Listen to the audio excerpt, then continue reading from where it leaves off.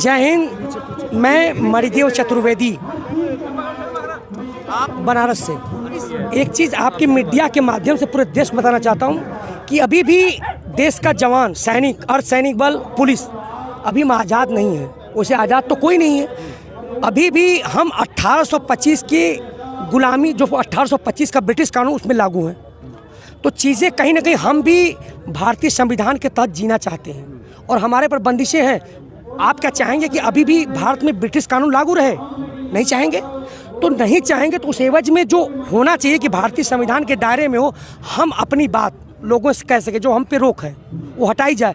आज वो देश का जवान चाहे किसान हो, अपनी बात कहना चाहता है तो कह रहा है और देश को मैसेज दे रहा है वो बैठे संसद में लोगों से कि हमें भी भारतीय संविधान के दायरे में लीजिए, मेरी भी आवाज़ है। तो अगर कोई कार्रवाई होती है उन पे जो संदेश दे रहे हैं तो निश्चित रूप से तानाशाही होगी, वो ब्रिटिश कानून के तहत होगी, जो कि हमने आज़ादी के बाद प्राप्त कर लिया है और निश्चित रूप से उसको बदलना चाहिए। मैं तो मांग कर रहा हूँ जो भी कार्रवाई होगी ब्रिटिश कानून के तहत ही होगी, क्योंकि 1825 का ब्रिटिश कानून लागू है।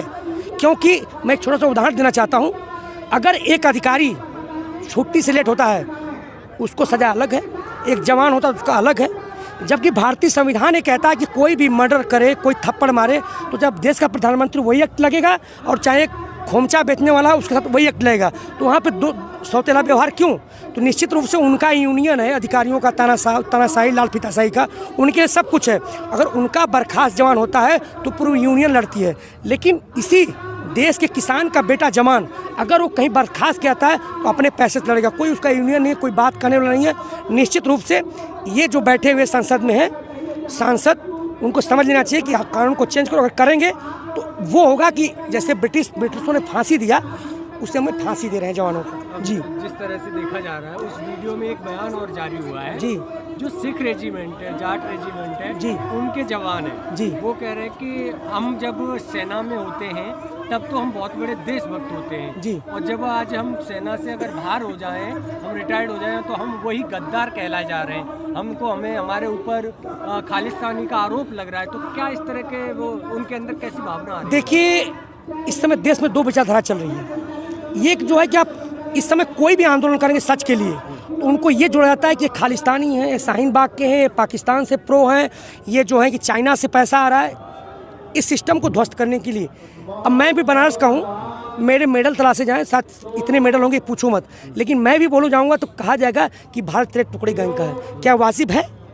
ये उनके मनोबल को तोड़ा जा रहा है और ये आंदोलन जवाब देगा। जो गाजीपुर से, मतलब उत्तर प्रदेश से, महाराष्ट्र से, सारे जगहों से लोग, कश्मीर से कन्याकुमारी तक के लोग आ रहे हैं। क्या वे सभी लोग खालिस्तानी हैं, नक्सली हैं, पाकिस्तान प्रो हैं, चाइना प्रो हैं? बिल्कुल एक करारा तमाचा जा रहा है। अब चूंकि लोगों ने बयानबाजी बंद कर दिया है, ऐसा कुछ नहीं है, कोई यहाँ नहीं है, उनके मनोबल प्रभाव पड़ेगा। अगर नेतागढ़ कहेंगे तो हम दुखी होंगे। अगर मैं आतंकवादी नहीं हूँ, मुझे आतंकवादी कहेंगे तो मुझे कचोट होगी, उनके मनोबल पर प्रभाव पड़ेगा, वो लड़ नहीं पाएंगे। वो देश को खोखला करने का प्रयास कर रहे हैं नेतागण, ऐसा बयानबाजी करके। एक आखिरी सवाल आपसे पूछना चाहेंगे। जी, जी न्यूज़ और जी सलाम पिछले कई दिनों से एक प्रोपेगेंडा मुहिम चला रही है इन किसानों के खिलाफ कि यहाँ पे औरतों के साथ, लड़कियों के साथ बदतमीजी की जा रही है। तो क्या बीइंग अ सिटीजन आपके साथ किसी ने यहाँ पे बदतमीजी की है? अगर नहीं की है तो उन चैनलों को क्या संदेश देना चाहेंगे जो इस तरह का मुहिम चला रहे हैं अपने चैनल पे, जो कि मोदी के पक्ष में काम करती है? जी बिल्कुल, मैंने जी न्यूज़ के, अभी भी देखा जाए जी न्यूज़ के अगेंस्ट मैंने ट्वीट किया है सुधीर चौधरी को।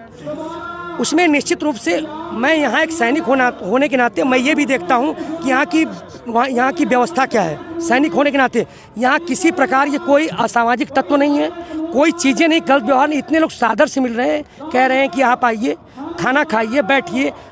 जो औरतें उनके लिए अलग व्यवस्था, सारी कहीं कुछ चीज़ें शायद हमारे घरों में व्यवस्था ना हो। मैं बनारस से सैनिक कह रहा हूँ, दोनों चीज़ को देखता हूँ। जी न्यूज़ एक कर रहा है, प्रोपेगेंडा है। मैं ये कहना चाहूँ कि आजकल की मीडिया जो सरकार कहना चाहती है वही दिखा रही है। जो जी न्यूज़ है, आज तक है, और भी कई हैं।